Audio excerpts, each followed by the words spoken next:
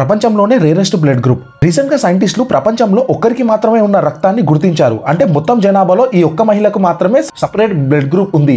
ఒకవేళ ఆమెకు రక్తం అవసరం అయితే ఈ ప్రపంచంలో ఎవరి బ్లడ్ గ్రూప్ మ్యాచ్ కాదు. ఓ ఫ్రెంచ్ మహిళ సర్జరీకి ముందు బ్లడ్ శాంపిల్ ని ఇచ్చింది, కానీ డాక్టర్స్ షాక్ అయ్యారు. ఆమె రక్తం ప్రపంచంలో ఏ బ్లడ్ గ్రూప్ తో మ్యాచ్ కాలేదు. అంత అరుదైన బ్లడ్ కావడంతో దీనిపై ప్రపంచ శాస్త్రవేత్తలు కలిసి దాదాపు 15 సంవత్సరాలు పరిశోధన చేశారు.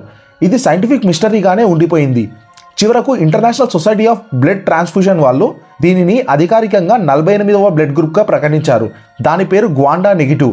ఎందుకంటే ఈ మహిళ కరీబియన్ దీవి గ్వాండలూప్కి చెందినది. ఆ ప్రాంతం మీదనే దీనికి గ్వాండా నెగిటివ్ అని పేరు పెట్టారు. ఈమె రక్తంలో అందరిలో ఉండే ఈఎంఎం యాంటీజెన్స్ అస్సలు లేవు. ఈ ఒక్క కారణం వల్ల ఆమె రక్తం పూర్తిగా కొత్త కేటగిరీలో మారిపోయింది. ఇంతవరకు ప్రపంచంలో ఈ యాంటీజెన్ లేని రక్తం కనిపించలేదు.